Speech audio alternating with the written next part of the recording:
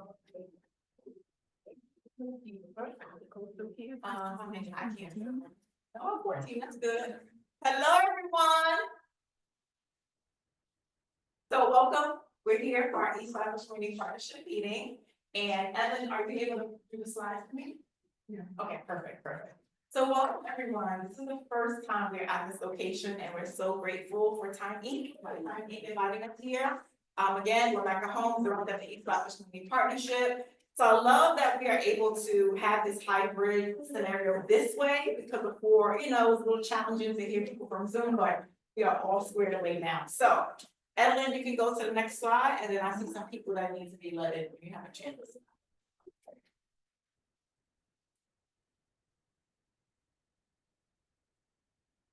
All right, so for our agenda today, we have our East Lavish Community Partnership updates as usual. We have Wayne, who is one of the founders of My Time Inc. I believe he is going to be speaking, if not, Evelyn is. Wayne, are you gonna speak, or is Lucinda gonna speak? Yes. Okay, so one of the pair will be speaking today to share a little bit about. Yeah, she's gonna sing. Okay, great. I'll let you know when it's time. And we Alright, also have. but, not yet. Not You can yet, come on in because we already started. okay. Yeah. Hi, I'm gonna come in. Good. You can come in and I have a seat. I'll let you know when it's your time to speak, okay? All right, thank you. And then we have Shania from Live On New York gonna be sharing about their program. We have some reflection questions, program updates, and closing remarks as well.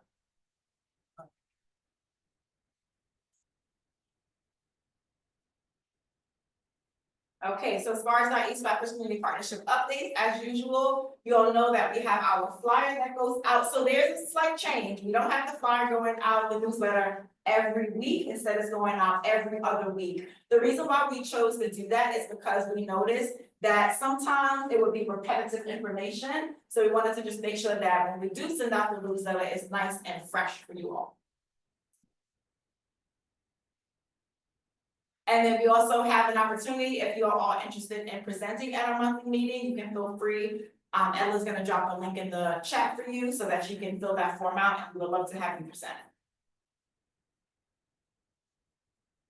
Okay, so we have our open door virtual meeting. This is where we provide an opportunity for residents to come together and really hear about the amazing work that our service providers do. And we also invite community members to share any resource that they have as well. That meeting happens the second Thursday of each month at 7 p.m.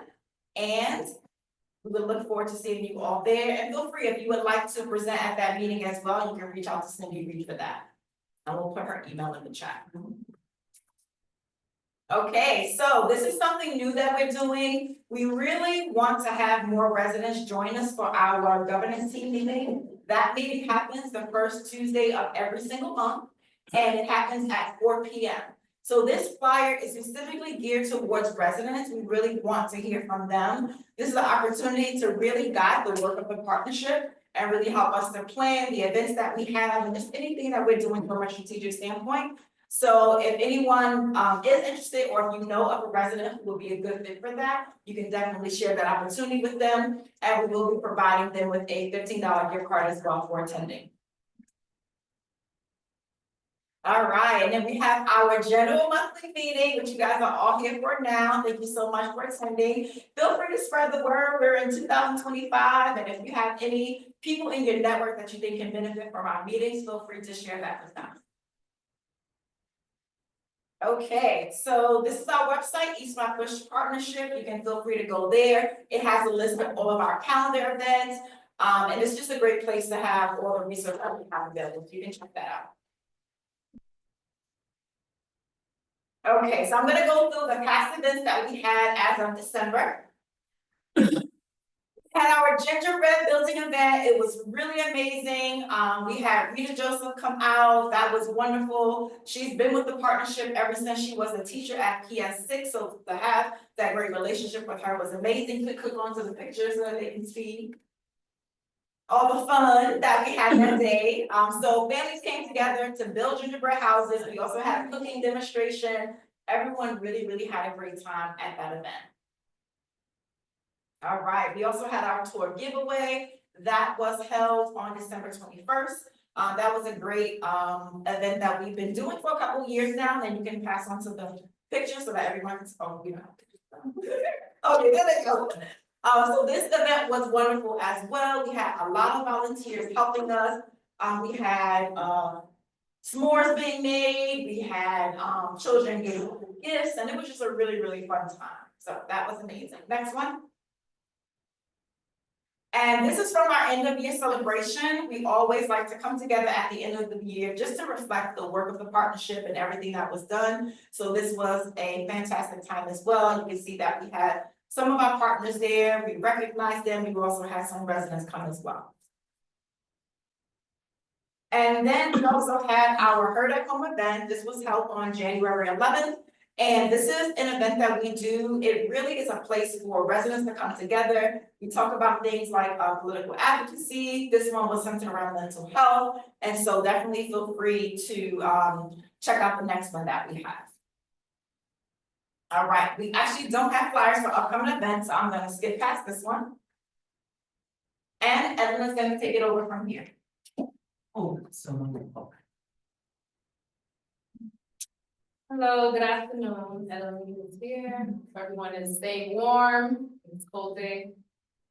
So, for our first time, present, residents or service providers, as well as ongoing residents and service providers, please type your name and your email address and the word resident in the chat. And if you are a service provider, please type your name, email, address, and organization in the chat as well.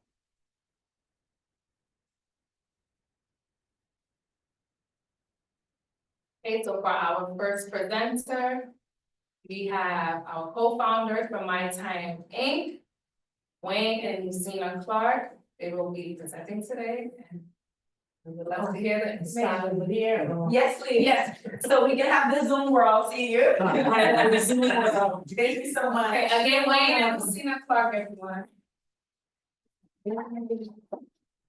Hi everyone, my name is Lucia, and this is Wade, my husband. We are co-founders of My Time Inc. My Time is a very special organization for parents of children diagnosed with autism and other intellectual disabilities, where they have a safe space to come together to advocate, to get resources on understanding their child's disability, their child's IEP, which is an individual educational plan, the process that they go through. When they come together, we do educational workshops, we do advocacy training, as well as making sure parents understand when I go to an IEP meeting or when there's a life plan meeting, I am equipped with the strategies and the questions to ask. What does my child need? What supports I have? Also, too, we talk about going into when the parents having an IEP meeting of being very transparent in the sense that making sure everyone who works with their child in the educational system is a part of that IEP meeting, because some tell the parents, oh, you know, we can do a phone call. No. When you do that phone call, you make sure that the child's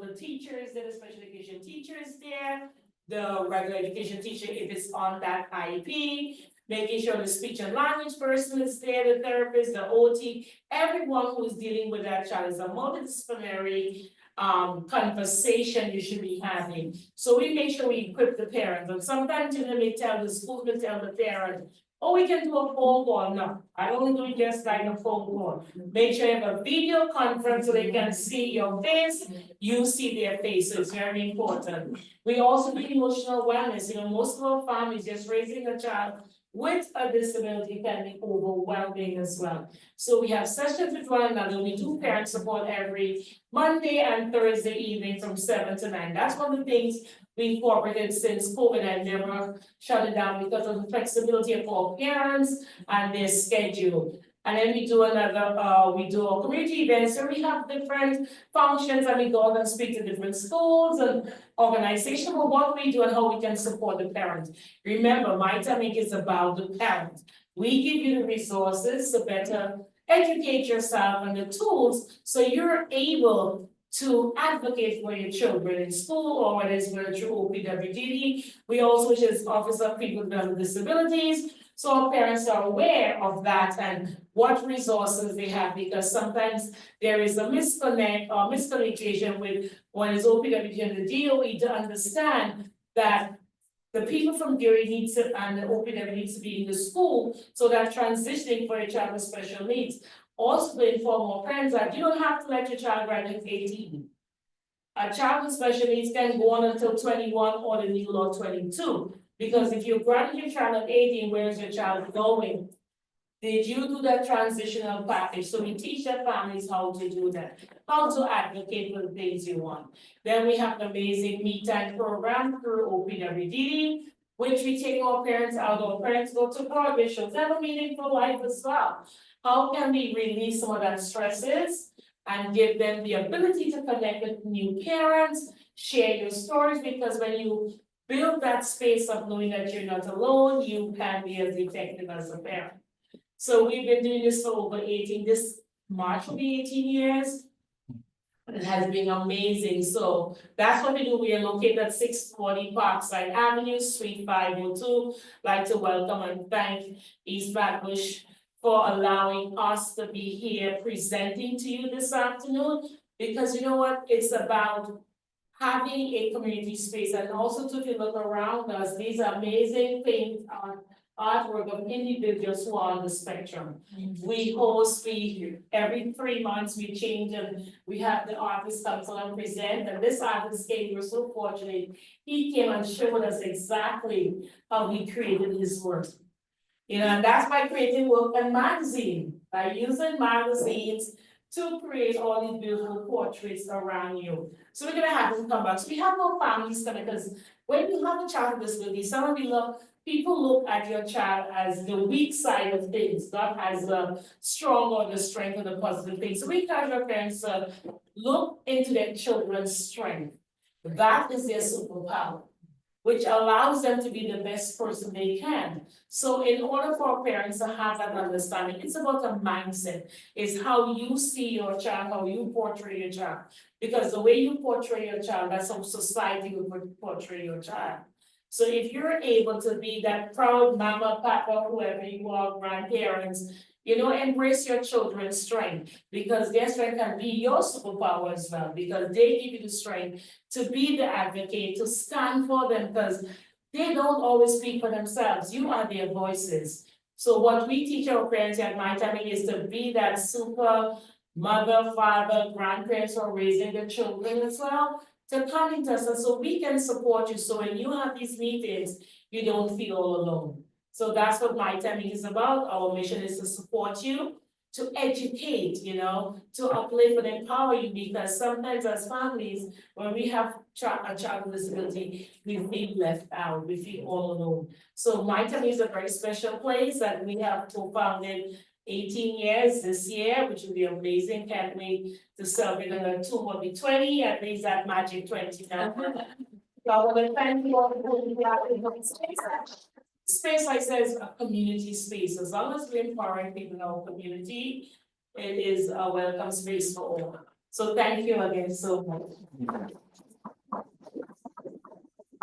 I have a question. Yes.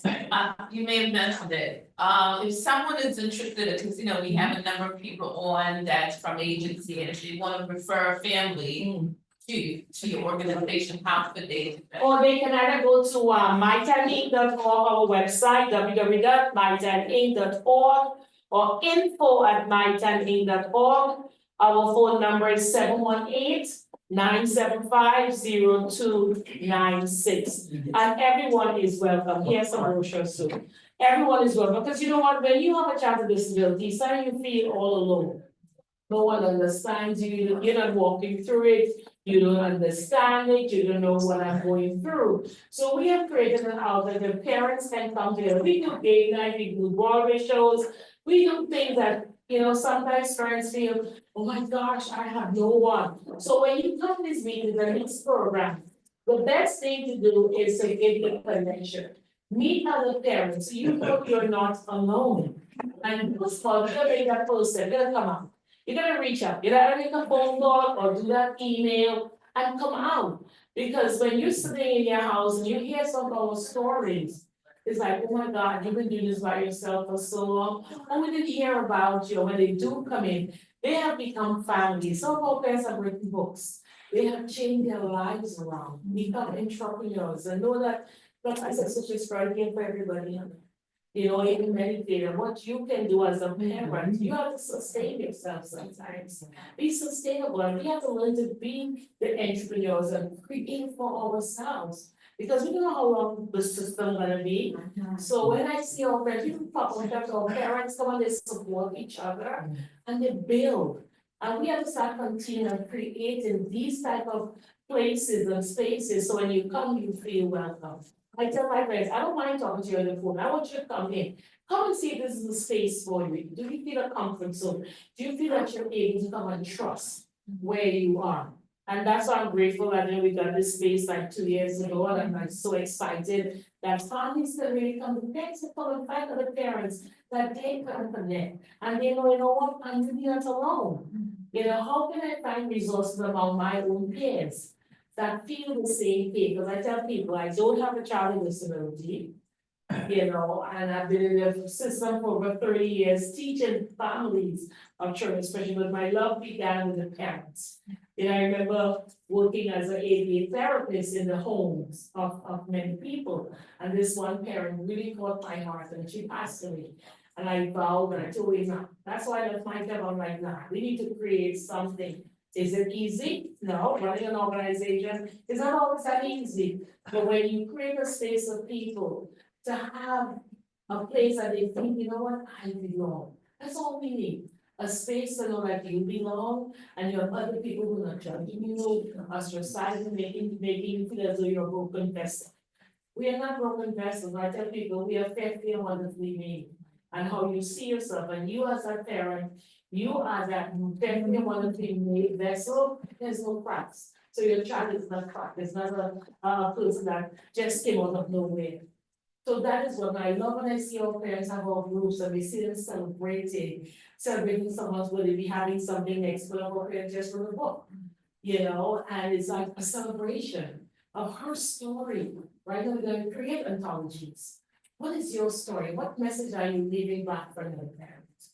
So I'm really excited. I love my job. I enjoy. This year I turned 60 and I said, you know what, there's so much more to be done. Went to South Africa, and it's just awesome. You know, so I'm grateful and I thank you. We are here to support. I have another question, I'll be quick. So when, as far as the group, when can, how can, like, say for instance, some individuals here are from agencies that have families. When is your group meetings, the parent groups, and do you have like a calendar of? Yes, so what we do, we have our support group. How I use it to be a part of the group. We are one of OPWD providers, and we have eligibility, meaning that your child must be diagnosed with a disability. Your child must be diagnosed with disability, so through OPWD, have one of their providers. But my other one is I get funding from the state, from the federal, and from the city, so I look at you as a parent who needs support. And if you need support, you give us support, but I always tell friends, come in, let's go have a one-page intake. What is you really need, because I have no time to waste your time, or you can waste my time in finding the resources. Also, when I ask you to do ABC, I want you to do ABC, not CXY. Because we tend to jump over ABC, go to XY and say, oh my God, this agency is not helping me.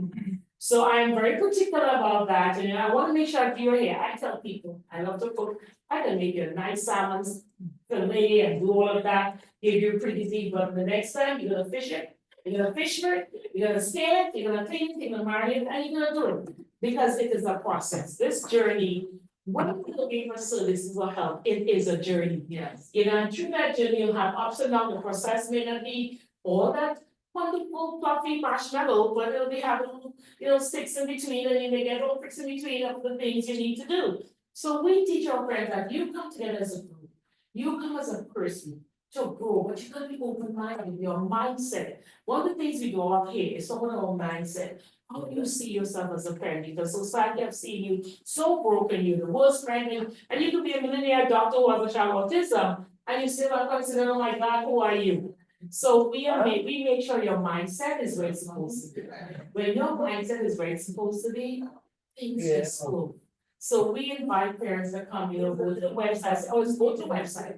Look at what we're doing, I'm not saying it's a pretty, no, go and see the things that we're doing.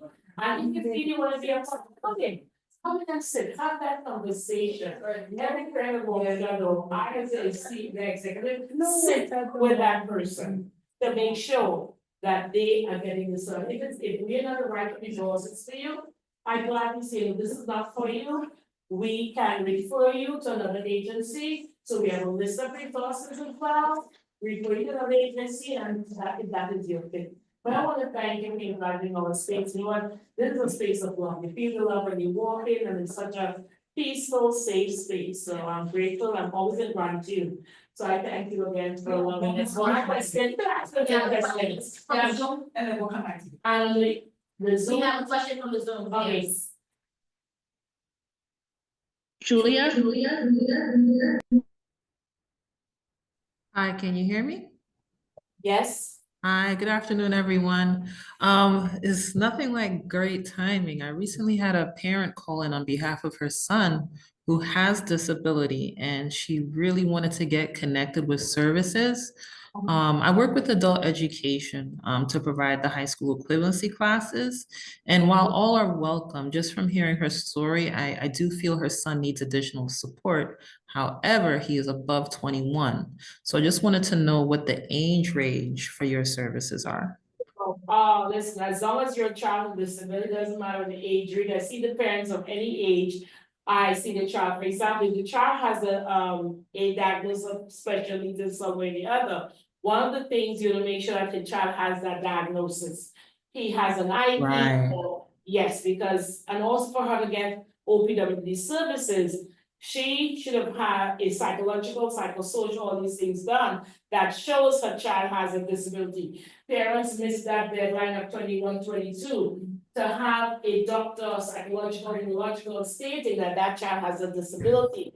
You lose your benefits and services. You know, we tell some of our parents, they don't like the word disability, I don't wanna use that word. Then your child becomes 22, 23, and then guess what? It's difficult time going back to get that diagnosed, to present to OPWDD, that child may need extra resources, you know, so, And yeah. yeah, and that's the challenge, especially some of our case managers see, because we do, we accept everyone, all New York City residents, so we do receive some undocumented. I'm Yeah. not sure if this lady, if her child is documented, but she did inform me he had just come over from Jamaica. So I'm pretty sure he doesn't have a actual documented diagnosis. Yeah, and also to someone, you know, I have some parents who have come out from different countries, but they do not bring across, they're afraid to bring across whatever they have as kind of disability. Listen, some of our parents, I'm gonna be honest with you, they like to cover their kids' disability.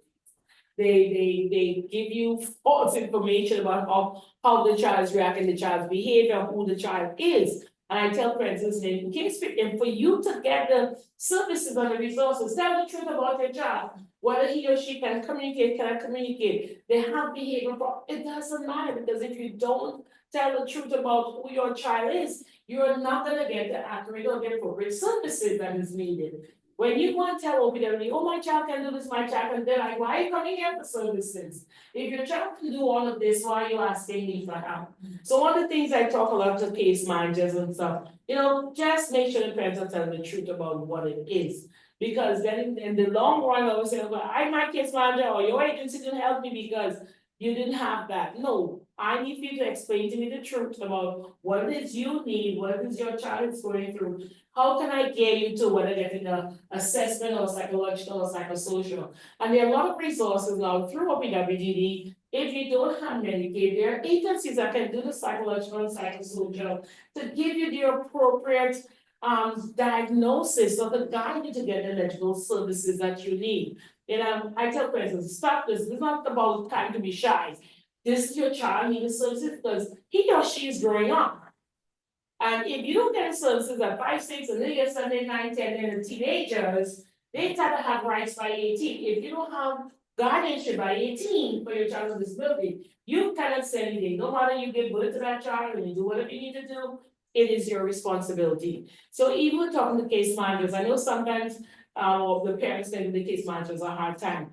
I tell you this, inform your case managers, give them, strategies, give them the tools, because the parents will jump onto them because that's the person they're working with. So if you provide a list of resources that you can give the parents so they can find the appropriate services. It's not easy being, I did social work too, but Yep, that's why I'm here. Thank you, thank you, thank easy, you. and our role in service can be very challenging because not everyone is truthful about the children's disability. And then you're stuck on like, oh, well, she didn't help me. Why? Because you didn't give me the information. And if I'm telling you to do A and you're doing Z, it's a totally different story. So look, I'm very straightforward, I'm very true with my parents, in this real life, people look at you. You might be the best mom in your child, come and drop his old stuff and they're like, you can't control your child, it's not even that. It's about giving our parents the tools, the strategies to help them, so they can navigate and have meaningful lives with themselves and their children. Any more questions? One more question here, and then we'll move on to the next presenter. Morris, thank you. You're welcome. To you, your partner, your spouse, it's a great program. Just listen to them, I'm excited. Good, I'm glad. Because, our clinic is located on Church and Flatbush. It's called Lee Behavioral Health and Wellness Clinic. And some of the issues we're facing is that when we have individuals that are dually diagnosed, maybe with ASD, they're on the spectrum, also ADHD. Yeah. And the parents, some are verbal and some are nonverbal. Some of the parents are low functioning, and you can see the frustration, the embarrassment. So this right here, we'll definitely give each clinician, and I know they're gonna reach out to you because it's what I did like what you say, is like you're creating a safe place where they can have their support system. Yeah. Because they're isolated, walking. I have a client that the young man is in a harness. And, and within 2 sessions, he's just, I told her, let's try 5 minutes by himself. So I'm excited. Definitely you'll get a call and they reach out to you. So really appreciate the work you and your husband. Let me please also submit, on the back, the first number, which is 718-972, it should be 975. The very mistake. Mistake. So it should be Nine- Yeah, 718-975 instead of 2. Yeah, so one of the things I think is really about, when we look at our parents and children, their behaviors or whatever, is having mommy or daddy be realistic about what it is. Because for some of our families or parents, even say my child with disability, it is really difficult. So how we effectively relate, our care or compassion and empathy. I think, we have been lacking so much human compassion and empathy for our folks. And when you start losing the passion and the compassion and empathy, it becomes very skewed in how we help people. And I tell our friends, when you come to me, I just want you to be straightforward. I don't want to know your business. No, I just want you to be straightforward.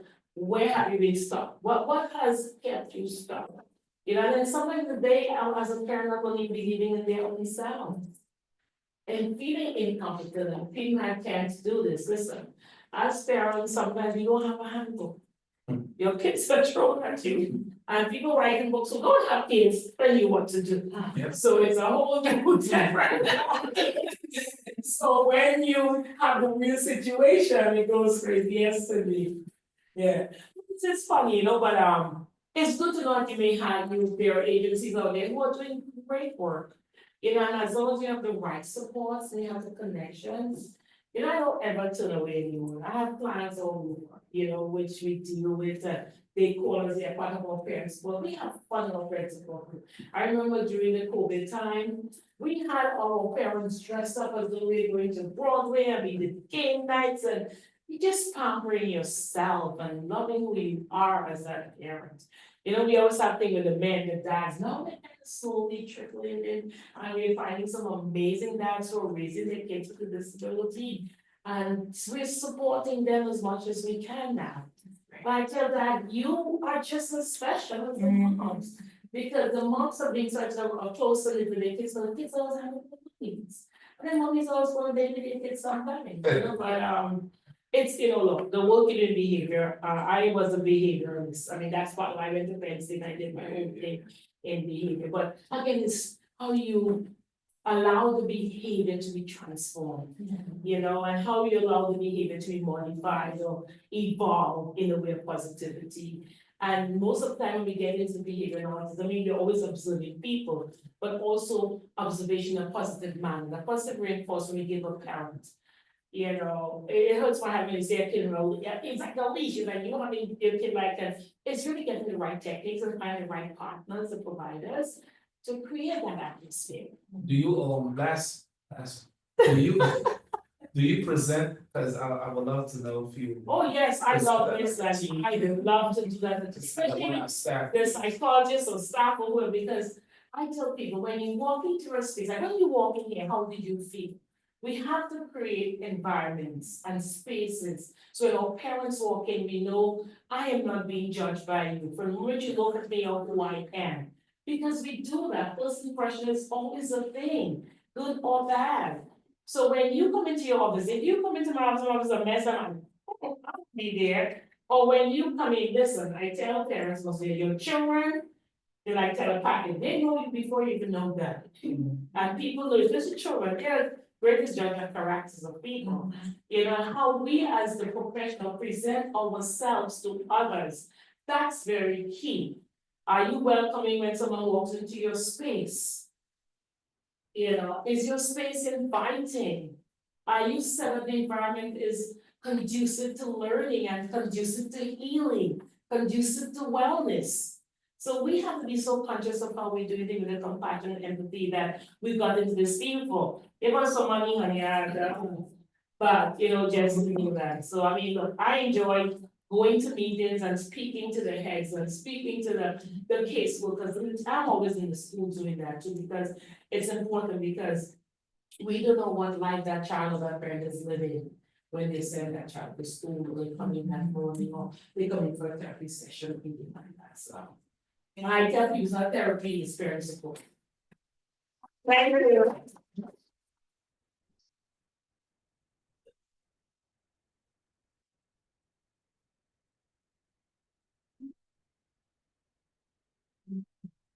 Let's give it up one more time.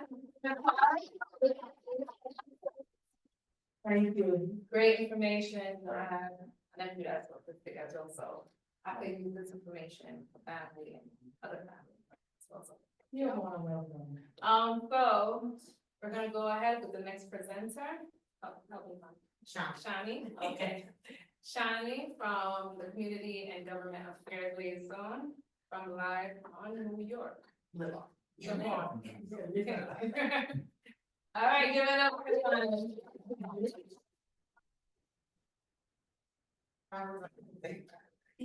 I too have a nephew who is autistic. And I did feel warm when I came in here. Thank you. You're a beautiful person. Where are you from?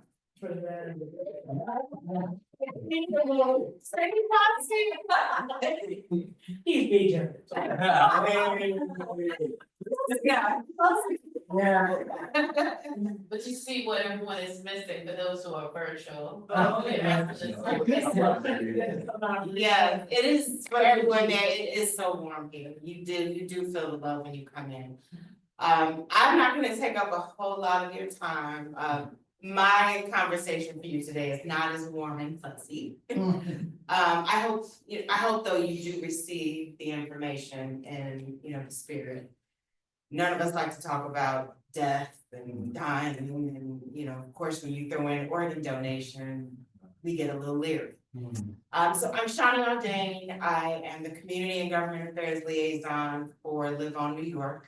Brooklyn is my territory, so I cover everything. And my responsibility is to build relationships, to do education like I'm doing now, and hopefully we'll be able to set up some opportunities to educate even maybe some of your parents.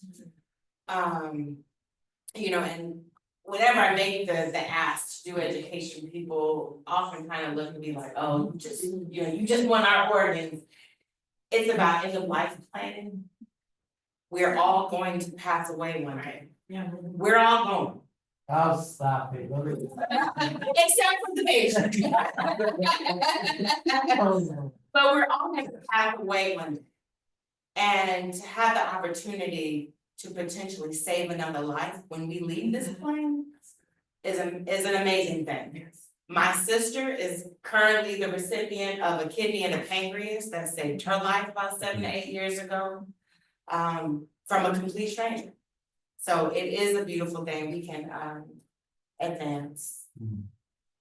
So I don't really like reading from the slides, I prefer more intimate conversation. So Live on New York has been around since the 80s. We were Organ Donor Network and then changed over to Live on New York. As of the past 3 years, going on 4, we have a new CEO who has taken our organization and organ donation within New York State to higher heights. And is actually doing a lot in the industry to improve how we save lives.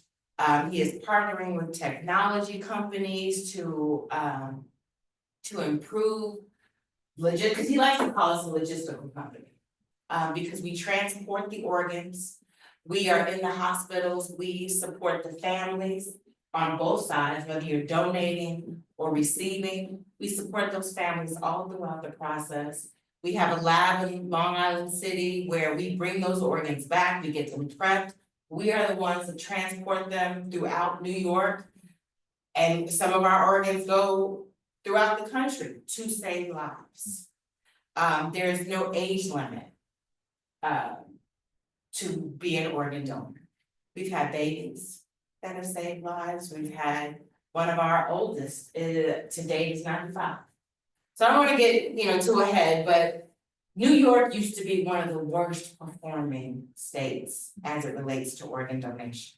As of now, we are now one of the top performing states, which means more lives are being saved. So we can go on to the next slide. One of the biggest things about organ donation is, as I mentioned, people think, oh, well, they don't really want to talk about death. And they've heard lots of salacious things about organ donation. Doctor's not gonna do what they can to save me, they're gonna let me die. You hear about organs being sold on the black market. None of that stuff happens. So we're not in this heavily federally monitored process that happens in the United States and in our hospitals. We are partners with all the hospitals. Our service area goes as far north as Poughkeepsie. We have all the 5 boroughs. So anything organ donation happens. If it happens, it's Live on New York. We are the ones that make the approach to the family in the hospital. The doctors and nurses that are charged with saving your life, that is all they are charged with doing. They should not be talking to you about organ donation, which typically they will not. Because that also will help with keeping that, even the thought of impropriety. They got one job, that is to save your life. We have another job. When you pass away, we will approach your family. And if you are a candidate for organ donation, let me back up. You have to pass away on a ventilator to even be a candidate for organ donation. There are other things that can rule you out because there is definitely, and we can go to the next slide. And you can click it a few times, I think that, yeah, there. There is extensive testing that goes into finding out if you are a viable candidate for organ donation. But first and foremost, you have to pass away on a ventilator. Majority of us do not pass away then. So a lot of us are not even going to be a candidate for organ donation, but that is the first thing that has to happen. So some of the myths and misconceptions, we already talked about age. We already talked about the process isn't fair. The doctors will not save my life. Organ donation is against my religion. I've definitely heard that a million times, and a lot of our clergy, because we have clergy on staff, that go in the hospitals and deal with some of our East Indian families, our West Indian families, our Jewish families, and deal with them, a lot of faiths are beginning to embrace organ donation because you are able to save a life. Now, mind you, there are practices in a lot of religions that, you know, they're concerned about body integrity, they have rituals that need to be done. Oh, thank you. You're look cute on the. I appreciate it, I don't wanna look a mess. There are a lot of rituals that some of these religions have that they wanna honor. Live on New York will work with the families, the funeral homes, what have you, for whatever it is you need to do with your loved one, we'll respect that. You will, where I have heard a case or two, but from years ago where people have had very unfortunate experiences with that. But it definitely has improved a lot. So we work with the families to make sure that your rituals and things that you need to honor your loved one are respected. Oftentimes, we'll do an honor walk with the hospital for our organ donors, which, you know, walk them down the hallway, and all of the staff. And as many staff as possible in the hospital will line the walls. They will say prayers, they will hand clap, you know, because it is an absolutely beautiful thing and is more rare than it should be. Next slide.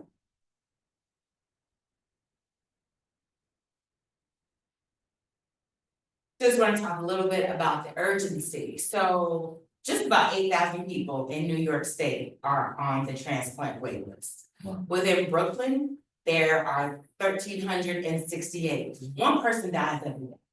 That's on the transplant wait list. And I wanted to break it down a little bit further, just so you can see the organs and the need.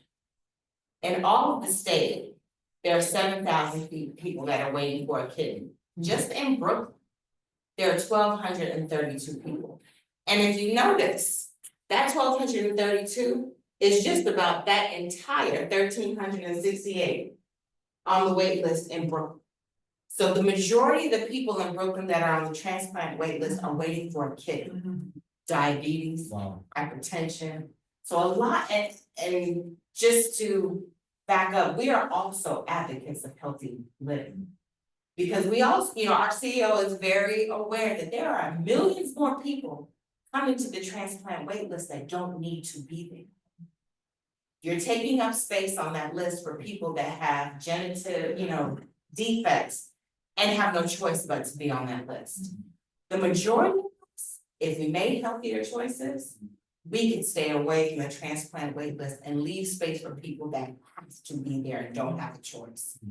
So most of those people in Brooklyn are kidneys. 600, the number to the farthest to the right, those are people of color.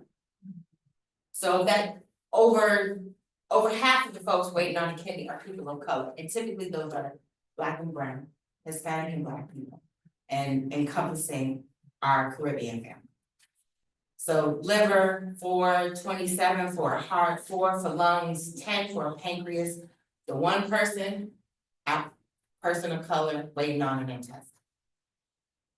So this is heavily impacting our community, and not enough of us are registered organ donors. I know we definitely have a reason to have a healthy fear or distrust of the medical system, of the government. But we have to start having these conversations with our families. Like I said, I have a sister who received organs that saved her life. She is my best friend. I could not imagine life without her. I wasn't a match for her, but a complete stranger for us. Next slide. And that beautiful lady that right there, Roxanne, is a heart recipient. Roxanne, when she got her transplant, has gone on to register. I think she's on track to register about 14,000 people to be organ donors. Most folks do it through the DMV when you get your license, but you know, there are other, you know, means that you can do it, but most people do it through the DMV. But you could also go to our website, everyone in virtual world, liveonnewyork.org. You can go on our website and register to be an organ donor. Aiden is a 2-time liver recipient. He's a big boy now. I think Aiden is about 12 or between 12 and 14. And Ken as a kidney recipient. Ken volunteers with us, Roxanne volunteers with us, Aiden volunteers with us. One of my colleagues now that is on the Community and Government Affairs team. When I first started working with Live on New York about 4 years ago, she was one of our volunteers. Absolutely passionate story. Her son passed away at 5 weeks to SIDS. She made the very difficult decision to let her son be an organ donor. Dad did not want that to happen, her dad, because her son's father wasn't there. Her dad did not want it, but she felt compelled. Her baby went on to save 2 other babies. Donating, I believe it was a kidney and a heart. Saved 2 other babies. Fast forward 22 years now. One of those babies gave birth to her own baby last year. We've been able to kind of keep in touch. We also help to facilitate putting those people together. So we're saving lives and generations, so it is a beautiful thing. Next slide. So, this just kind of talks about some of the stuff that we do in the community. So I mentioned we have clergy on staff. Because those folks that are going into the hospital to make the approach, they have issues about organ donation, and need to be educated. So if anyone is interested in having that sort of outreach to your church, or, I don't know if anyone here is clergy, we are definitely open to come out. We have clergy on staff to do that. These are some of the main months that we follow. There's National Multi-Ethnic Donor Awareness Month, Donor Hero Appreciation Week, National Donor Sabbath. We also do health fairs, blood drives, food distributions, what have you. Wherever there's an opportunity where we can come out and educate, we're there. We'll even do tablings and just share information. Most impactful, of course, is to come and be able to actually talk and answer questions. Next slide. This is just to brag. Social media engagement. And these numbers are a little dated. They definitely have improved. So yeah, this is just to brag. We can collaborate with you. This is just some of the reach that we have. And co-branding and co-sponsoring events, the reach that we'll be able to get out, our joint information. Next slide. And how we can support East Flatbush CPP, because I've been, with you guys for a little while. Thank you for the opportunity to present today. But having educational materials, I mentioned the clergy and staff, customized outreach events, blah, blah, blah, blah, blah. And then that is my contact information there, and it's a little small, sorry. But my email address is SAUDAIN@LIVEONNY.org. So that's sardain@liveonnewyork.org. So if anyone has any opportunities, or if you have any ideas on ways we can collaborate, I'm actually going to be working with the Brooklyn DA's office to put together some deed fraud. Which you think, what is deed fraud have to do with organ donation? Well, we're going to be talking about end of life plan. That's getting your will, your trust. That's protecting your property within that wills and trust. You're going to protect your end of life wishes, and maybe one of those wishes is to be an organ donor. But I'd like to stress to everyone, if you're not comfortable with formally registering to be an organ donor, please have those conversations with your family. If it's something that you'd be open to, let your family know what your wishes are. Fill out a healthcare proxy. Keep it tucked away. Let somebody know where it is.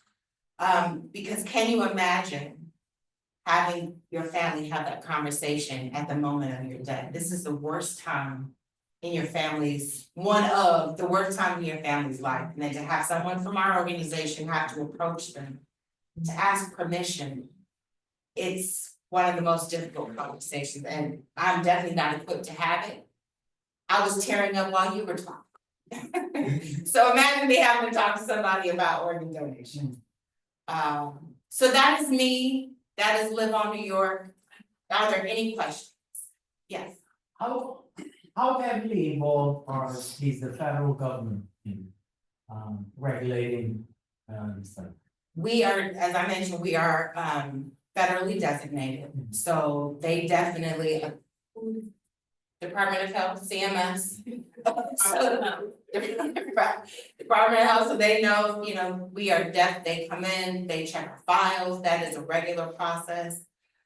We help to make sure that our hospitals are doing what they're supposed to be doing as it relates to organ donation. So they are very much involved. The reason I asked that, so now that it's a new administration, Mhm.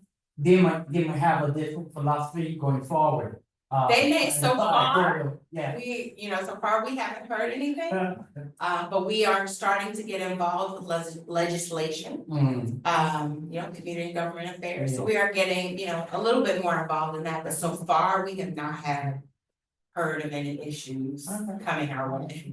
And for, I think we spoke about like the ending journey for a donator, just like if they passing away. Is there any like live donations, like living donations? There's definitely live donation. Yeah, we just deal in deceased donation primarily. Okay. But there definitely is, you can do direct donations, so if you know someone that needs a kidney, that you can do a living donor. So if you know someone that need, you can definitely do that, that is possible. Live on New York just deals in deceased donation. Okay, okay. Also, during COVID, there's a lot of respiratory. Do they, would they be eligible for donation or no? At first, no. But as things have gone on, technology is amazing. Even HIV positive. Yeah. People are able to donate. It's a very controlled process. And it's to other HIV positive recipients. But technology is evolving very quickly all the time. I don't know if anyone has heard about, I mean, we're looking at pigs to be able to use their organs. They're looking at 3D printing, that's some ways off now, but they have started to look at it. So yeah, it has happened and will continue to happen, but it's in a very controlled environment. That can, you know, we don't wanna hurt anyone. Yeah. The goal is to help and save lives. Well, thank you so much, you know, when I think about when they have proximity, so much of our community do not even do that. Or you want to talk about the will, or different things like that, because I do on the other side of the legal sheet, which is a program that helps families to do that, because we talk about getting affordable lawyers and legal advice. And it's about, I says, you spend a lot of money to buy a pair of shoes, if your life isn't worth that. You know, we need to have those conversations, I'm gonna joke really up with the officers, that everyone can afford a lawyer to do these things for you. And having programs that all parties can, it is so important to start having these conversations. Very important. Not even just, like you said, not even just about organ donation, just real talk. Planning for the, yes, you're preserving your family's wealth, especially us, our generational wealth. Homes are being lost because we're not prepared for the end of life. Stolen, deep from, yeah, so we have to get prepared for the end of life. Organ donations is a very small piece of that. So yeah, I will be putting that together with the DA's office, so, and some of our electeds in Brooklyn, so I will keep you posted. On Zoom, maybe questions. Oh, yes.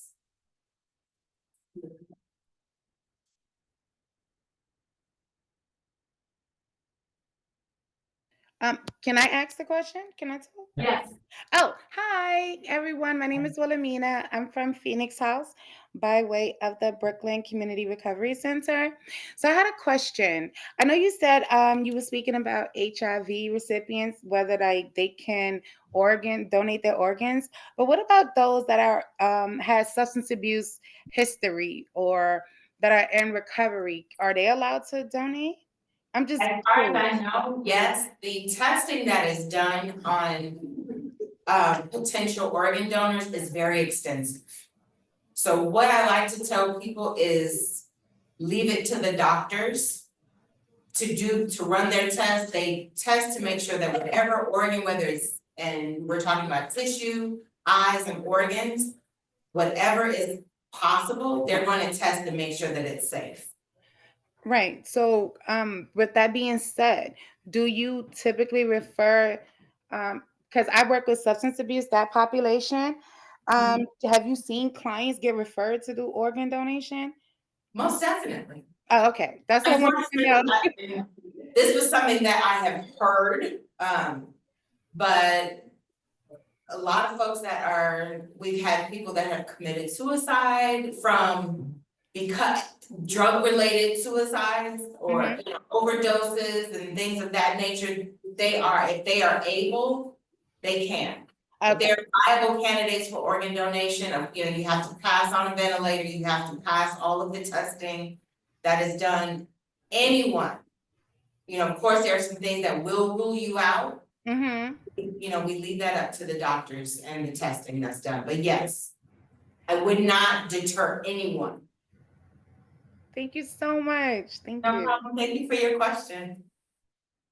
Lily? I just wanted to say thank you for a great presentation and let you know I'm also a recipient of a liver and I'm gonna have 32 years with my liver transplant. Thank So you.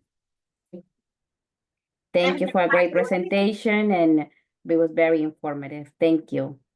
Did your transplant happen here? And Yes, yes.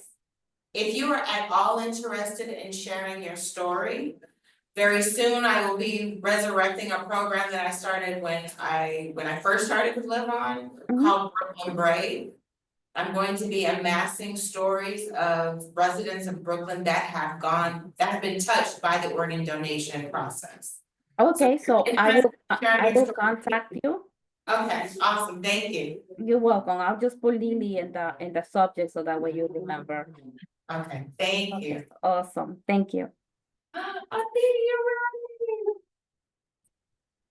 Hello, I just wanted to say hi.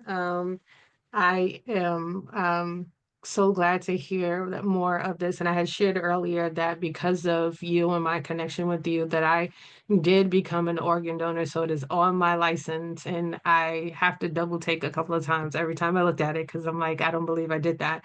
But I was one of those people who was very much against it for a number of reasons that you shared and mentioned. And I just wanted to say thank you for continuing to do what you're doing and to share to us, especially in our community, because we have a lot of FOMO, right? Where we are in a space of not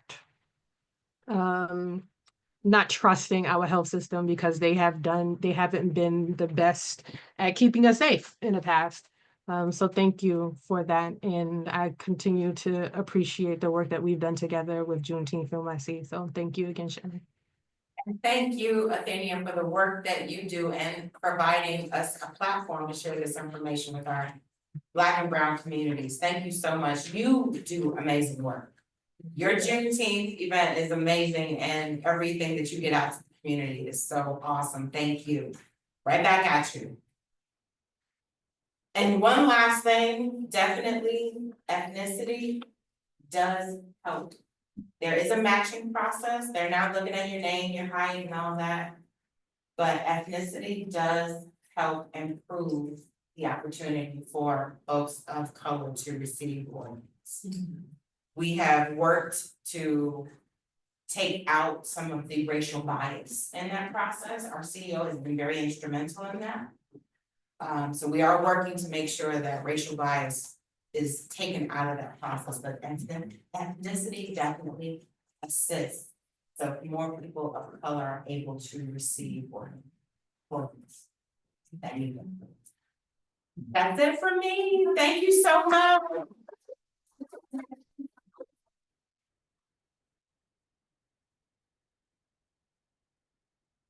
That was amazing. Thank you to our two presenters. We really appreciate you. As you're leaving, I want to ask you, have you ever partnered with Everest? No. Okay, look them up. Okay. They do, you know, end of life planning. Okay. They're a big organization. They're not in New York, but they're in other states, so we can check them out. I will check them Okay, out. okay, you're welcome, you're welcome. So we really just want to take time to encourage those of you that are on Zoom to come in person next time. We would love to have you here in person. We plan to have some panel discussions, and it would just be great to experience you in person. I feel like I'm, writing a commercial right now, so please come in person if you are able. I know that, the conveniency of Zoom, it has its perks, but there's nothing like in-person human interaction, so we would love to see you here next time. So on that note, we're gonna. Yes, we're like around, we're from the train station, it's amazing. Just don't drive and you'll be. All right, so we're gonna have some reflection questions now. Those of you who are here, feel free, you can go get some food. We're gonna start with people from Zoom as far as our reflection questions. And I'll explain a little bit about that in a moment. That's another reason why to come in person. We have food when you come in person. So, all right, so reflection question time. I would love for us to have a conversation about how your work was when you began and how it's changed since then. That's the first piece. And then the other piece is, what trend do you see for 2025? Okay, so this is a time for us to have healthy conversation. I would love to hear things about, obviously, your name, what organization you represent, how long you've been there. But I want to hear how things have been since you, when you first started, so now, and then any trends that you see. So anyone from Zoom would like to share? I would love to hear from you. Then you could pull down. I have to use the questions up. But is anyone ready to say something? Julia has her hand. Okay, Julia, feel free to unmute and then you can share out on the questions. Oh, wow, thank you. Good afternoon. Definitely thinking about 2025 currently. First, my name is Julia. I'm the outreach coordinator for adult education with Department of Ed, District 79. Not District 75, District 79. We cover all the alternate schools and programs for the DOE, and I cover adult education for Brooklyn and Crown Heights, Brownsville, Greenpoint, and Bushwick. How my work began, I actually didn't begin in Brooklyn. I started off in Harlem. And the trends when I started about 8-10 years ago. Time is flying. And we saw a lot of GED recipients when we started. At that time, New York City in the workforce, I believe it was in another transition period where the workforce was changing, demanding more skills. So a lot of older adults, because we only accept 21 and older, started to come to us to finish that leg of their education to either keep their jobs or prepare for the new jobs that were coming back then. How it has changed, I mean, I believe we're all at the marker. January 1, I really do feel this is a new era, given current administration. The migrant crisis hit, all of us hard. So we saw a swift turn from GED interest to English as a second language, and including Spanish GED. Definitely the migrant crisis started with Latin American countries, moved to African countries. And it's only the last 2 months we've seen that subside. The trends for 2025, I can't wait for for other commentary because we here in DOE, we are just trying to arm our students with their rights, with information, and with resources. Department of Education is on the list for administration, and we are prepared to fight for our students. So right now we're in planning and preparation mode. I do see a shift in adult education towards career and technical education. The workforce in Brooklyn has changed. They're requiring more skills. They're asking for more skills. So our trend is definitely to lean into partnership with other nonprofits who provide those technical education skills, and also to lean inward towards DOE to upskill through our CTE classes. So definitely trend is towards workforce and computer training.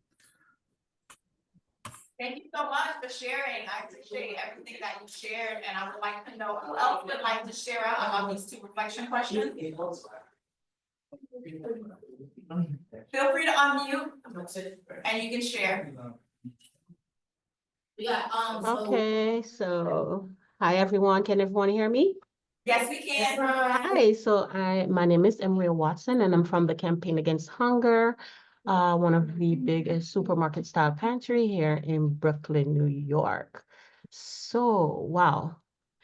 Describe when I began. I began actually as a client to be a volunteer to now I am one of the senior managers here at the Campaign Against Hunger, and I am telling you, it has drastically changed.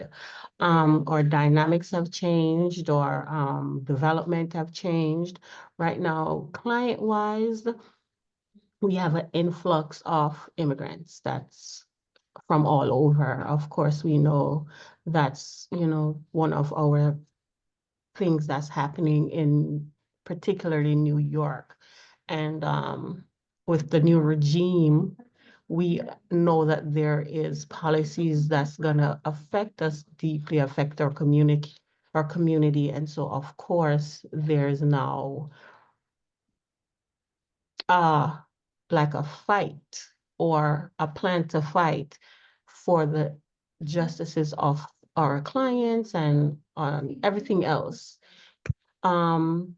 That the trends right now, of course, we do food, free food at our pantry, but there is a need for everything. There's a need for homes. There's a need for, I heard somebody talk about education, especially for adults, learning English as a second language. So we have to develop other referral gates with other agencies that may offer these that we don't offer. Of course, we offer extension of these things, some of which we do, some we don't. So that's what we're looking at now for the 2025. And I'm pretty sure there's going to be a lot more changes coming, but that's what I have for now.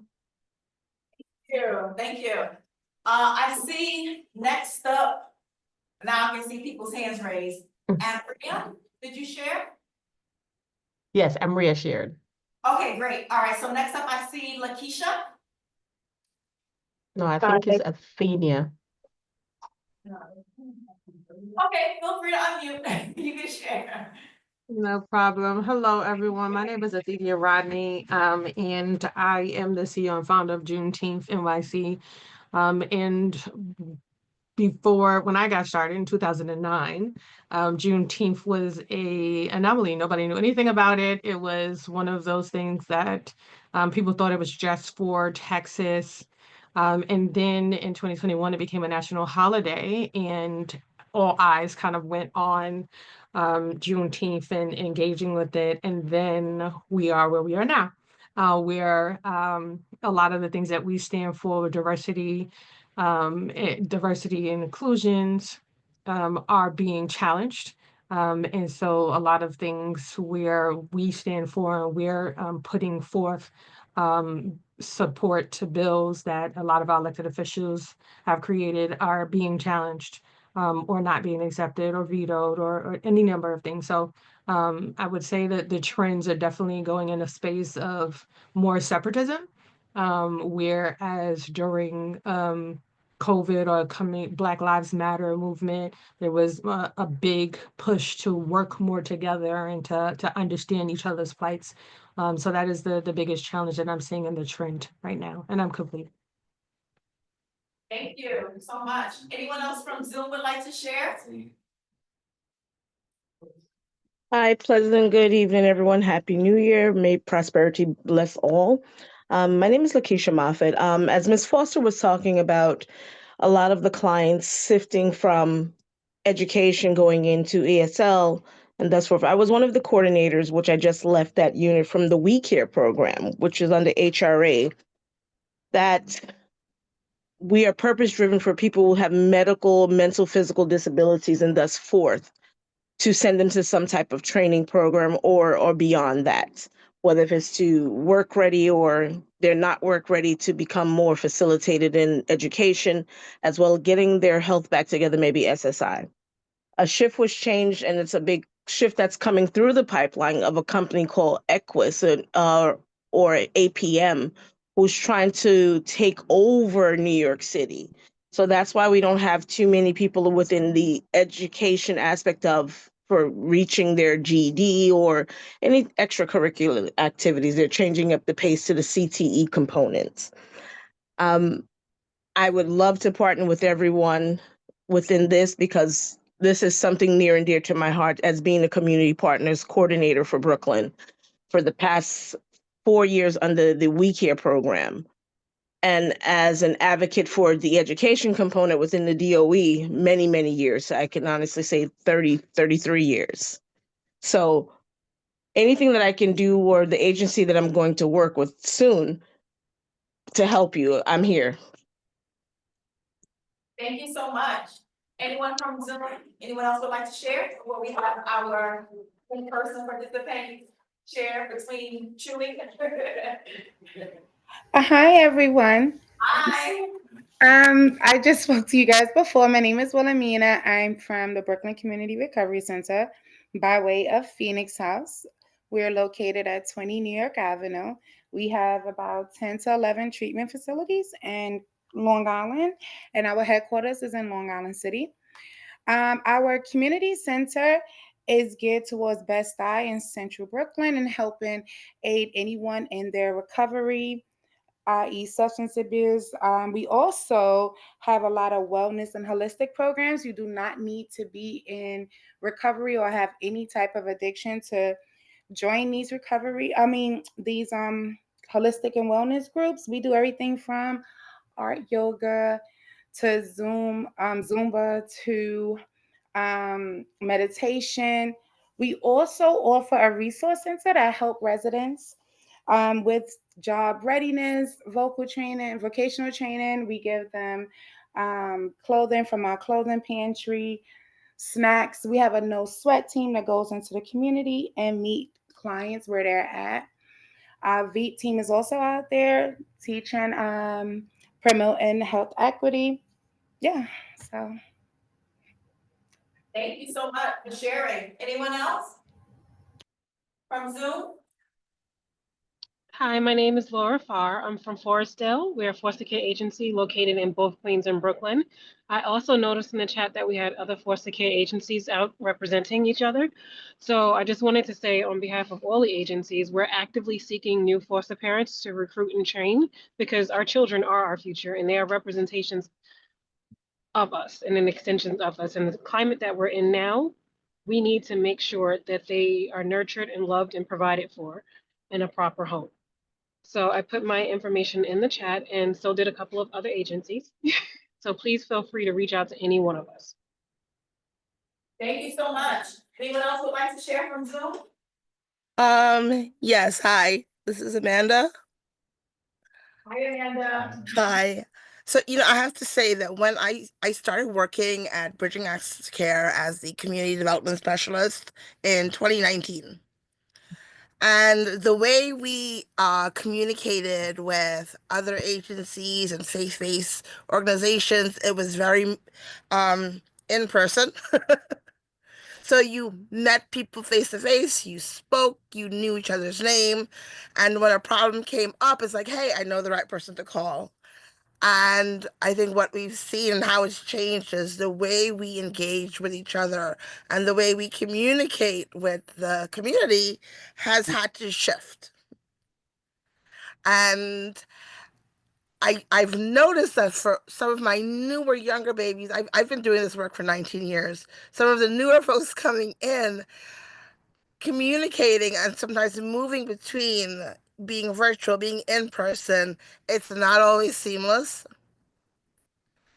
And even for some of us who's been doing this for a number of years, but I have to say I've seen that the way communication has evolved in this field has shifted, and it remains something that we have to keep learning and studying and improving. And that's always exciting to see what that looks like. And in 2025, again, with the same vein of communication, I find that at my agency, BAC, we are re-engaging with the community because I still feel, and I know there's like this post-COVID lag in how we speak to each other. So re-engaging, it's a process, but that's the I think exciting part of this work. Thank you, I'm glad you brought that up, thank you so much. Jeffrey, would you like to share? Yes, ma'am. Thank you for this opportunity. And I would like to welcome everyone, those who are on this live chat, because it gives so much importance to the community to give back for those who need our services. My services in particular is JMI Security Services, me and my wife, Cassandra. We are located at 495 Flatbush Avenue. And what we do there is we provide students, young and old, an opportunity to get security training and to enter in the workforce. Because as we know, security is the fastest growing industry in America, and we service the 5 boroughs. So if anyone is interested in coming in to JMI Security Services, they are truly welcome to come to 495 Flatbush Avenue on the 2nd floor, Suite 41. We began security in 2007. I was working in the field as a security specialist, and my wife and I she gave me the idea of opening up a school in 2021. So now we moved from the field to the classroom where we can teach and employ security people, better caliber of applicants to provide money for their family. Now, the good thing about it is our teaching and the requirements are you just have to be a New York State resident and you must have a Social Security card. And we have serviced a lot of students that English is not their primary language. So we also partner up with teaching them job readiness, how to conduct themselves, how to be a professional, teach them honesty and integrity in getting a job. So our mission has grown, and our trend is we do not discriminate on age. If you're over 21 or if you're 65, as long as you are competent and understand the English language, we have a job for you, and we have the proper training for you to get into the work field. So we are servicing Brooklyn, and now we partner up with a lot of schools that are looking for the professional training that we provide. So I thank you for this opportunity and this platform where we can network with each other and help our people collectively. Definitely, thank you so much. I saw 2 more people with their hands up in Zoom, so who would like to go next? Hi, go next. Hi. Hi. Hi, my name is Zulika. I work for Brookcare. I'm a director for Brookcare Adult Day Center. We're a new adult day center and on Rogers Avenue between Clarendon and Cottesville Road. We're accepting new members right now for adults above 60 and for seniors or adults that need special needs. I left my details in the chat box, but basically we're trying to just eradicate any form of helplessness with our seniors or with older adults who need help. So if you know anyone who needs a community to join for socialization, for getting back into the community, or just any form of assistance, we'll be here to help. Thank you. You're welcome. Could you respond to the questions as well? The questions? Oh, hold on. I have so much. Yeah. So you can describe your work when you began. I know you recently began, but you can tell us the history. Oh, we started off last year, the month of October. And how it has changed. I see a lot changing in 2025, where seniors are being categorized from being receivers to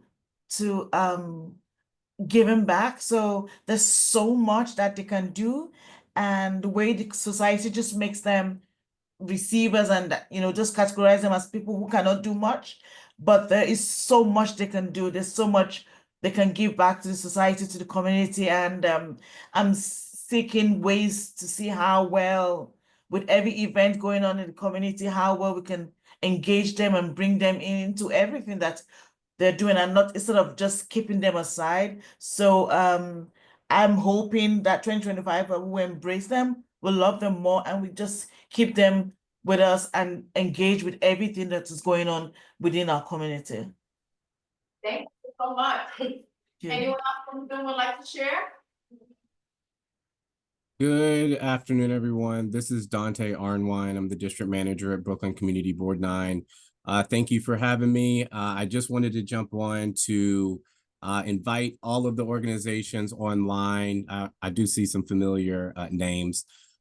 We have a weekly e-blast that goes out every Friday around 5 p.m. filled with information from your organizations, from city agencies, state agencies, elected officials, and so on. So I definitely want to connect with all of you. I will put the community board email in the chat, just so if you have any like one-page flyers of your events, feel free to send them over to our board office so we could get them in the e-blast tomorrow before it goes out. And then to answer the questions, describe your work when you began. When I started at CB9, the board didn't have a district manager for 5 to 6 years, so I had to create all new relationships. So the work was just kind of piled on. How has it changed? I would say, I don't know if there's been much change. I feel like when I started the job as district manager, looking across the district in central Brooklyn, many of the issues actually persist. Absenteeism in schools still is at a ridiculously high rate. I think 1 in 3 Black and brown students are absent from school. Food insecurity still is a major issue across central Brooklyn.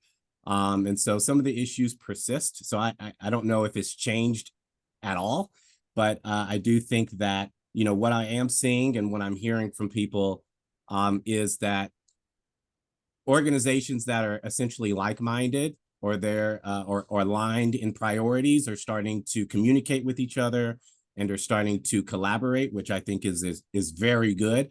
And if we could continue to have forums like this and like community board meetings where organizations and agencies and everyone who's doing the work on the ground is able to participate and share their programs with each other, I think that's extremely beneficial. So thank you all for having me again. I put the email in the chat for Brooklyn Community Board 9. It's bk09-1@cb.nyc.gov. And again, we have a weekly e-blast going out. So if you have any programs, events that are coming up, just send us an email and we'll put it in the e-blast. Thank you all. Have a great evening. Thank you. Thank you so much. Bernard, would you like to respond to this question? Yes, I would just like to say good afternoon to all and hope all is well with everyone. My name is Bernard Skelton. I am the community liaison for the FEC, the East Flatbush Yard, and we will be opening our doors soon, March 22nd. For those that don't know, we're open to collaborating with businesses, organizations, wellness, education, health, politicians. Anybody that's interested in working with the community, we're interested in working with, and we are located at 3521 Church Avenue. Once again, my email is bskelton, is in the chat at risingground.org, and my number is 929-549-0596. I look forward to working with everyone in this chat and others also, and going forward with strengthening the community and helping each one help each other. Thank you. You're welcome, Bernard. Would you like to respond to the questions? Describe your work when you begin. How has it changed? Well, that's a tricky question for me. I don't know because I've been doing this work for a very long time, but as far as doing this work for this organization, it's changed for me as far as I've seen, I've been around for grassroots type of organization and mobilization, and like one of the speakers, one of the other guests spoke earlier. They said, you know, how technology has, you know, changed how people communicate, but being able to, you know, move in between both worlds as far as in person and interacting with people, as well as social media networking, goes hand in hand nowadays, and we can never stop learning, and it's a good tool to use. So that's really what I've really seen change. But as far as the things that's needed in the community, that hasn't changed. Excuse me. No, I said thank you, and do you have any trends you think might be going on, or? Well, the trends, I think, is the new trends for 2025. I feel for everyone is, you know, just securing themselves and becoming more stable and establishing themselves to and strengthening their foundations. I think that's everyone's priority, so they can elevate and, you know, and just be more, how can I say, stable for their families and for themselves and for the work they do. So I think everybody's just trying to empower themselves for 2025 the right way without being misled, and really paying attention to details nowadays. Because, you know, world moves so fast sometimes we forget to really pay attention to taking care of ourselves. And I think people are taking more time to do that nowadays, because we can't do nothing if we don't take care of ourselves. Thank you so much. You're welcome. Anyone else from Zoom like to share? Okay, so let's hear from our in-studio audience. Anyone here in person would like to share about how the work began, how's it changed, and any trends you see for 2025? So I wanted to start out. My name is Charlie Gordon. I'm from New York City Department of Health. I am actually under the Environmental Health Division, and our unit, we focus more on educating the community about different environmental hazards in the home. So describe the work when you began and how it changed. So I can only reflect on where I'm actually currently working, because I've been with the department in other areas. So when I first started in this particular unit, our focus was just on educating the community about lead poisoning prevention. So yes, we've reached different groups. We try, you know, different avenues of how to educate the community about lead poisoning. So what has changed over the years, or been changed, is that now we are offering other topics as far as environmental hazards in your home, to making sure that the community is aware of the other hazards, not just on lead. We also increase the amount, not just for parents with children, but also older adults, because some of these hazards does apply to them. So we have increased our as far as our clinics that we're educating. In addition to that, we have increased the amount of languages of our materials that we're offering into the community to give to, you know, in different languages. We currently have our lead information in 14 different languages. So we have that, and it's available free for all agencies to order. Since COVID, we've included now in, you know, the virtual world, and we continue to offering webinars virtually to families, so you have a choice. When you request us, either we do it virtually or we do it in person, but we also have a monthly calendar of webinars that we have for the community. So we partner with our sister unit, which is the Poison Control Center, and we started to have those webinars on a monthly basis. So every month you'll see different topics showing up, but it's all about your home.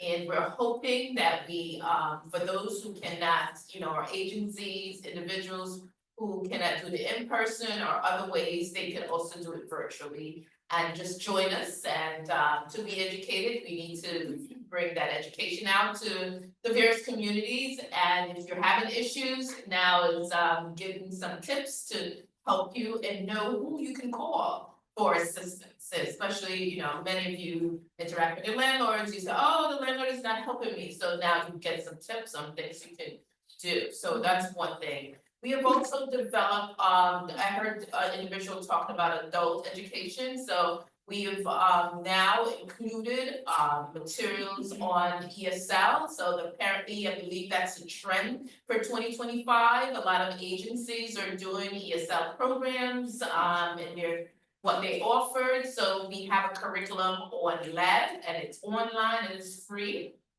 We are hoping that you take that information and share with the students while you're doing your lesson plan.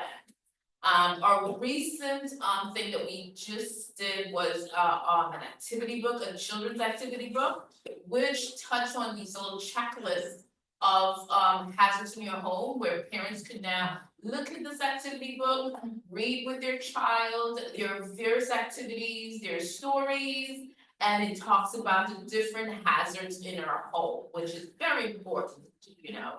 So those are some trends, I think, that's happening for the upcoming 2025, maybe more virtual webinars that we can do.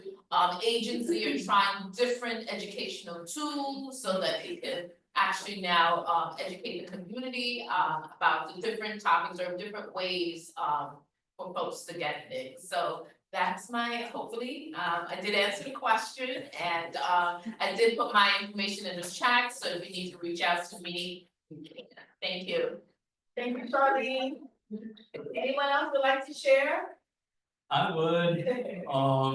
Hello everyone, my name is Jabril Morris. I'm a supervisor for the CNI Workforce Program with Canva in East New York. I'm also the secretary for CB17. I think I saw our Parks and Rec chair on the call too, so I just want to say hi and shout out CB17. When it comes down to describing my work in-house again, describing your work in the beginning and how it's changed. So this CNI Workforce Program, it's a pilot program, so I literally picked it up from scratch. It was very abstract originally when I came onto the team, and just looking at it and getting the support of like the senior administration of just saying like, hey, you're familiar with this neighborhood, you know what's going on over there. Create a program that's tailored to the community. I think that was the first thing that I noticed, like that they gave me that charge.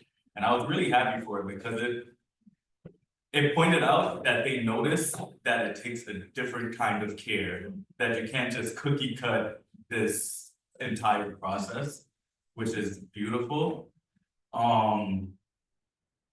Didn't make it easier. Going to how it's changed. Going down the line now, we've gotten a partner with the New Lots Library. We're now partnering with Chase Bank, hosting like a financial literacy workshop, and re-engaging into the community and like seeing these participants. Right now the program's targeting the age of 18 to 24, but we're open to like the older group and the more like matured audience. I'm worried. I am genuinely worried about the 18 to 24-year-old range. It's the thought of what are you gonna do if you don't decide to go to college? And what are the avenues that are made available to you? It's scary to think that they think of themselves so limited, that there is not that many opportunities out there if you don't have a college degree. And I think it's informing them that like, hey, there are careers that don't require a college education, and there are niches that you have that are valuable. I think we had like participants that were into photography and photos, and they didn't understand the depth of the career that they could really develop with that skill. They were just like, oh yeah, I could just take pictures on the side. And I'm just like, beyond that, you could do advertising, you could do product marketing, you could go into television at that point, and into like videography and other things. So, and I'm like, there's organizations that specifically focus on this as well, and certificates that you could get that are outside of college that Brick Media House offers, and BAM Downtown Brooklyn offers as well. The trend that I see coming in for 2025 is beautiful. I see that where everybody's seeing the need to collaborate more, which is great. Having the ability to look left and look right and see your neighbor have the same focus and goal as you when it comes down to community-based organization. And being able to say like, hey, let's work together to develop this. The scariest trend that I did see as well too is that the major push that a lot of these big corporations had, like let's say Chase Bank, Wells Fargo, when they started their DEI initiatives and diversity initiatives, is reaching its ending period.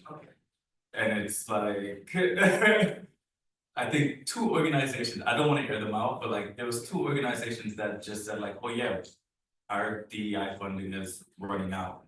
Our program didn't get that much involvement, so it's just going to die out discreetly. And I think with that, it is giving us the need that like, hey, they want to collaborate, they want to survive. Like, I could drop one. Partnering with Chase, they really mentioned it too. They were just like, hey, if we want this diversity and inclusion program to work and that community development to work, we need participation. Like cold-heartedly, I think I told him our room capacity was 16. He was like, I need 25. And he said it like straight up, and he was just like, beyond room capacity, he was like, this is for the strength and validity of the program. And I was just like, okay. So just hearing that just makes me want to give it like, this is a defining year for us. True, administrations have changed as well too. So that means a lot of companies do want to change their policies around with their administration, and we gotta hold them accountable. And to continuing to funding these programs and like allowing them to develop, because they're doing good work. And if we could spread the message around to let them know that like, hey, we want it still. I think we want Chase to give financial literacy classes in the neighborhood still. We want every, I see Dante shaking. So we want that still. So I think that's the trend that I'm seeing, and like, I see the push of like everybody really wanting to get together right now on this time. And we're coming back outside too, so I'm here for it. Someone asked you to share your contact information in the chat, but can you just say it verbally for now? Yes, I can. So my name is Jabril Morris. So my email to start that off is my first and last name. So that's spelled JIBRILL.Morris, MORRIS at Canva, CAMBA.org. My community boards, my CB17 email is secretarycb17@gmail.com. And my cell phone information, my work phone is 929-738-0521. My personal cell phone number is 347-372-3701. If you're interested in partnering with the Community Board 17, message me on my personal number. If you're not interested in partnering with the workforce program in East New York, please hit me up on my work cell phone number. Love that. Thank you.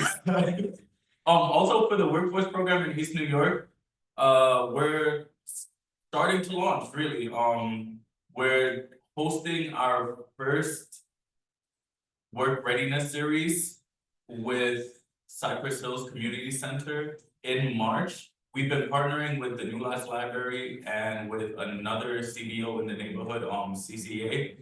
And they're getting like private workshops done right now, but our first one that's open to the public is in March. So I'll send that information to you guys. That's it. That was great, thank you. Someone asked if you can repeat your email. One more time. Email. So emails first and last name. So that's JIBRILL.Morris, MORRIS @camba.org, and that's Camba, CAMBA. Thank you. Of course. All right. Would you like to share, my friend? Would you like to share? Me? Yeah. Yeah, sure. Hey everyone, my name is Nassim Johnson. The hospital and clinic program manager for an organization called CAVI, Kings Against Violence Initiative. We are a youth development organization that works closely with families who've been directly impacted by interpersonal violence. So we have different legs in our organization. We have a school and community program, but I really focus on the hospital side of those things, right? So just right up the block, we run a program, an anti-violence program. So when people come into Kings County for a gunshot wound or a stabbing or an assault, my team sort of gets dispatched to see them in real time, right? See them at the bedside, doing sort of like a psychosocial, trying to figure out what led them to the hospital essentially. Just sort of like a back and forth that we try to figure out what sort of resources we can get them to get them out of the situation that led them to the hospital. So when I first began, that was around during COVID, and the hospital was like very like, no, you cannot be here, you cannot do this work, right? Like their medical affliction came first, right? And there was really like no coming in and out of any sort of like place. So because of that, we had very low retention and very like low engagement because all the engagement that we have to do will have to be over the phone. And I'm sure folks know here that like trying to encourage somebody to do something over the phone versus in person, completely different story, right? That's how it sort of began, but since then, we've been able to grow the hospital team by around 400%. So I probably started with like 3 people, and now I have around like 11 staff members, ranging from violence intervention specialists, who those are the people who actually engage at the bedside. They do the patient advocacy, right? If somebody may have like a visitor, they really want to come to the hospital, my team may go to like patient relations and be like, hey, this person wants to have this person here. Quite frankly, because a lot of people completely avoid the hospital, right? They don't know the ins and outs of how you sort of supposed to move inside of the hospital. So there's patient advocacy that has very much improved, and given our relationship has improved with Kings County, right? They give us a lot more space to be ourselves, if that makes any sense. Unfortunately, when it comes down to trends, I don't see, while the main word for 2025 is maintenance, mainly because trend-wise, we don't see a lot of like positivity. A lot of our work is very specific to mental health services, right? After somebody gets affected by violence, there's a lot of vicarious trauma that somebody's going to hold. And unfortunately, a young person might now say to themselves, I have to carry a weapon, right? And they may not see the repercussions of that, but like, if I get caught in school with a weapon, now I'm affecting a whole bunch of different aspects of my life that I might have even thought of, right? So a lot of the work is also trying to get through that vicarious trauma. So ultimately, most of our patients need some sort of mental health wellness or mental health service, whether that's one-on-one therapy, behavioral health services, or a referral to emergency psychiatry. So there's a lot of different things that I feel like that's going to change for the worse. I think since COVID, there's been an increase of like, I hate to say it, but like hopelessness, right? I think our young people, because they don't see like Javier was saying, they don't see themselves in these spaces, so they don't have a lot of like ideas of where they want to go.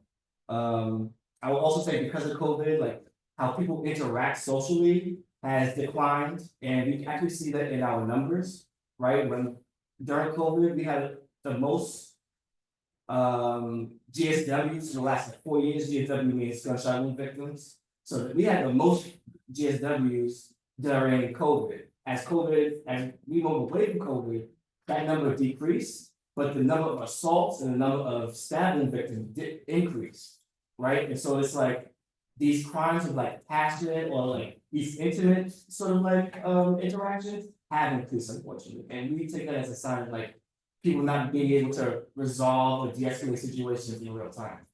And I would say lastly, the Office of Gun Violence Prevention, that's gone, right? So as of Trump. So the Office of Gun Violence Prevention that and their website is gone now. So it's now archived. So I'd imagine like a trend, just Jabril said, like this divestment. Was there an announcement or just? Nope, it's just gone. Like if you go on Instagram, you look, you check it out, it just says gun violence awareness, gun violence prevention archive, and that's it. I think, I bet you have to answer that, that just came to mind. well, what I would say is, I think everybody gets funding from a federal, state, and local level. And when it comes down to the federal aspect of it, this is going to impact anybody who gets funding from the federal level. Thank you so much. All right, so since this is a space that we truly appreciate, we want to respect time, and we want to make sure that we wrap things up now. So Cindy, if you could go to the last slide for me, please. I just want to remind you all to please come in person. We would love to see you. Our social media sites are up, Facebook and Instagram, same handle, East Flatbush Partnership. We're going to be back here again on February 27th, 3 to 5 at My Time Inc. Thank you so much for having us here. We appreciate you. What's wrong? What's wrong? Oh, okay. So we are not sure about next month, but we are hoping to be here next month. We will keep you all posted. Thank you. Thank you for letting us know. And so what I want to just do is take some time right now to ask. We have like literally 2 minutes. Does anyone want to share any program updates? I know that some of you all kind of did a little bit as you were sharing about the reflection questions, but does anyone have any program updates? People who didn't share earlier, I would appreciate that because of the limited time we have. Anyone would like to share anything, upcoming event? You can put it in the chat as well. Okay, cool. All right, so before we go, I would like to let everyone know that today is a very special day. Today is Cindy Reed's birthday. Oh, Cindy, so she's gonna hate me for it, but unmute and let's sing happy birthday. Oh, yeah. Happy birthday Birthday. Happy birthday to you. Happy birthday, happy birthday to you.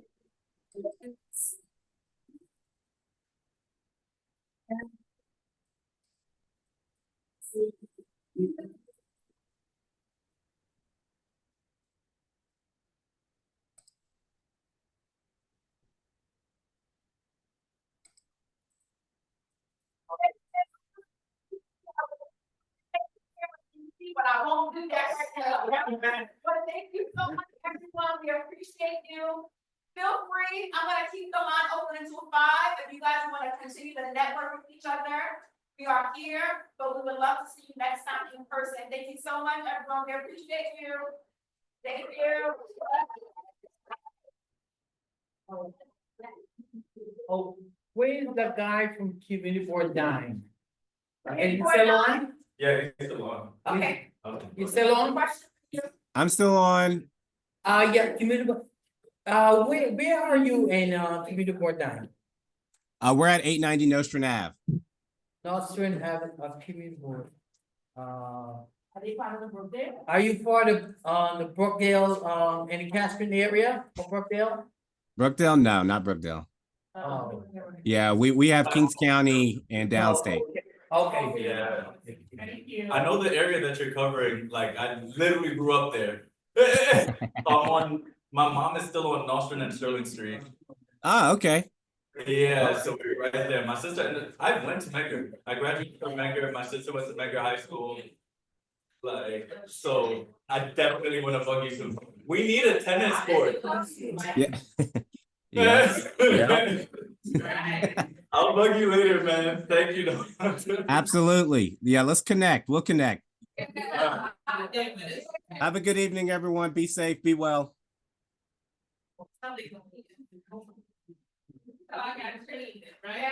Night, you guys. Happy birthday. Bye, guys. Rebirth joy, Cindy. Enjoy. Everybody else, stay warm. Have a good day. Have a good evening, everyone.